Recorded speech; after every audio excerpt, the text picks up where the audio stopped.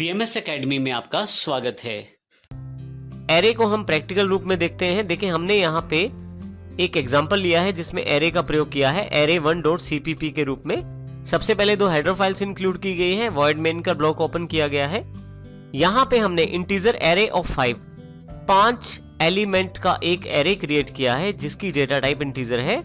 उसके पश्चात स्क्रीन को क्लियर किया गया है। अब जो एरे ऑफ 0 इंडेक्स है उसमें 10 स्टोर किया गया है, एरे ऑफ 1 इंडेक्स है उसमें 20 स्टोर किया गया है।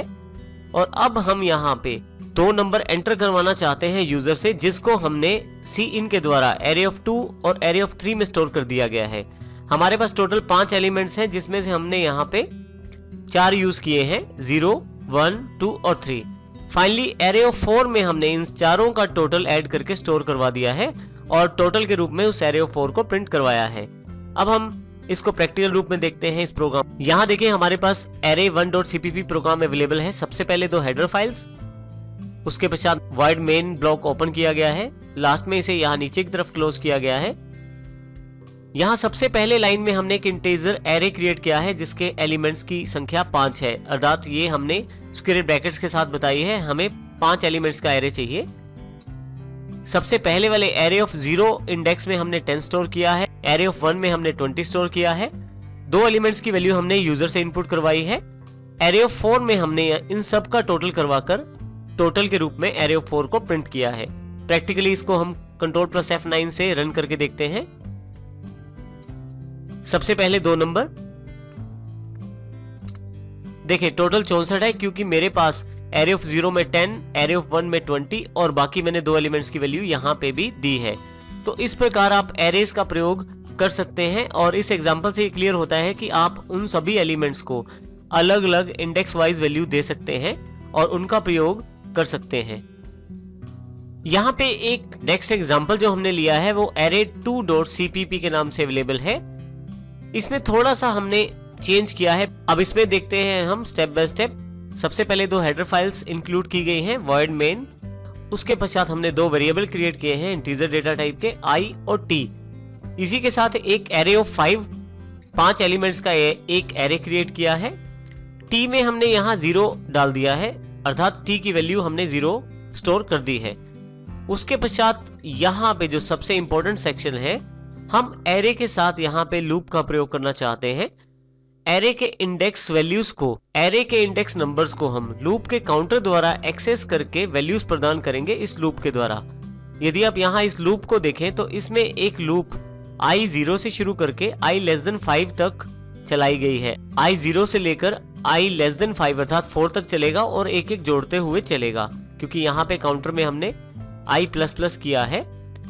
अब इसमें हर बार लूप में एक एंटर वैल्यू मांगी जाती है जिसको यूजर के द्वारा एंटर किया जाता है। जो वैल्यू यूजर एंटर करता है उसको सीन के द्वारा एरे ऑफ i में स्टोर कर दिया जाता है। इस एरे ऑफ i को समझने के लिए हम इस चार्ट को समझते हैं। देखिए सबसे पहले हमारे पास यहाँ दो चीजें इंपॉर्टेंट है, एरे और i जो है हमारा लूप का काउंटर है, ये 0 से लेकर 4 तक कार्य करेगा। तो देखिए यहाँ 0, 1, 2, 3 और 4 तक ये कार्य कर रहा है।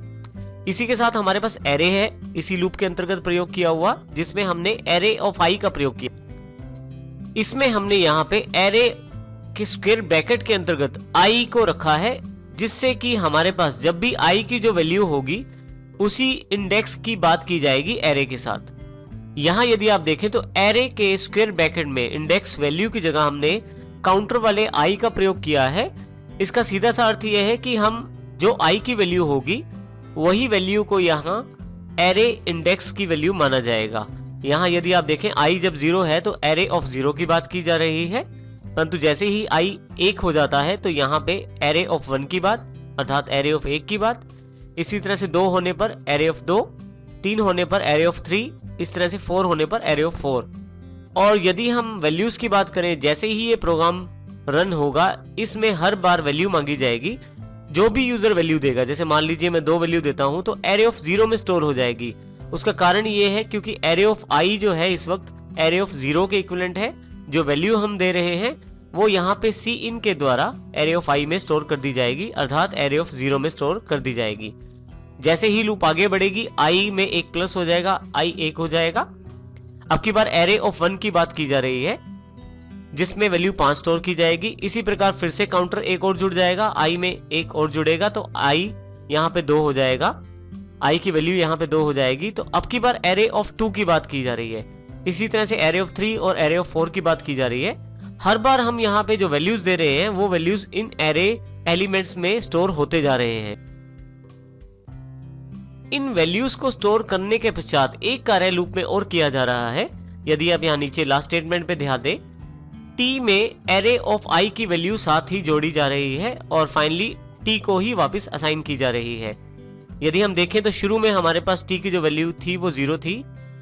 यहाँ पे हमने t प्लस एरे ऑफ 0 किया है सबसे पहले, तो इसका अर्थ होगा 0 प्लस 2, 0 प्लस 2, 2।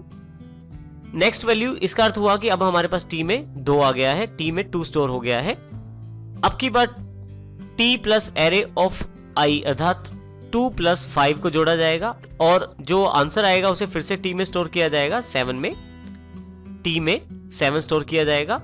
इसी तरह से नेक्स्ट एलिमेंट जब इंसर्ट किया जाएगा एरे ऑफ 2, उसमें जो वैल्यू दी गई है वो 4 है। अब की बार 7 प्लस 4 11 किया जाएगा। नेक्स्ट एलिमेंट के साथ 11 प्लस 10 21, 21 प्लस 9 30। इस प्रकार यदि आप टी में देखें तो पिछली वैल्यू को हटाकर नई वैल्यू स्टोर कर दी जाती है और नई वैल्यू स्टोर करते समय टी की पुरानी वैल्यू और एरे ऑफ आई की वैल्यू को यूज किया जाता है। तो आपके पास सबसे लास्ट में टी में जो आउटपुट रहता है वो इन एरेज के एलिमेंट का टोटल रहता है।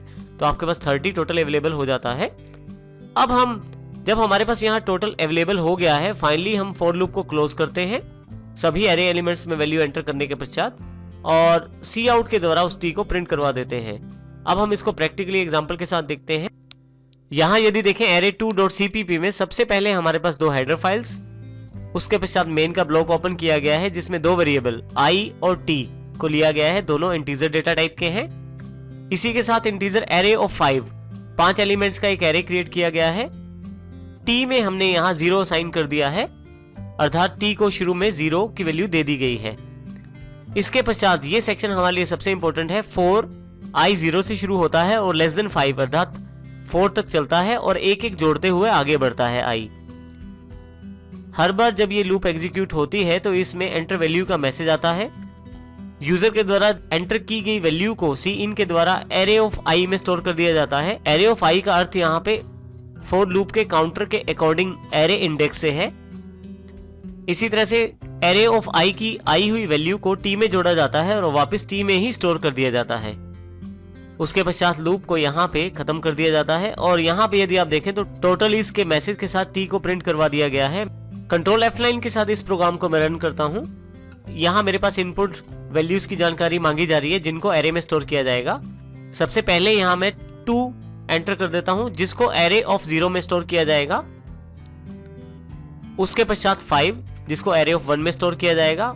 उसके पश्चात 4 एरे ऑफ 2 के लिए। उसके पश्चात 10 एरे ऑफ 3 के लिए। उसके पश्चात 9 एरे ऑफ 4 के लिए। तो अल्टीमेटली मैंने पांचों एलिमेंट्स की वैल्यू दी और देखिए मेरे पास टोटल अवेलेबल हो गया है 30। ये टोटल t के द्वारा क्रिएट किया गया है क्योंकि हमने t को हर बार आई हुई एरे i की वैल्यू के साथ जोड़ा है और फिर से t में स्टोर किया है और फाइनली t की वैल्यू को प्रिंट करवा लिया गया है।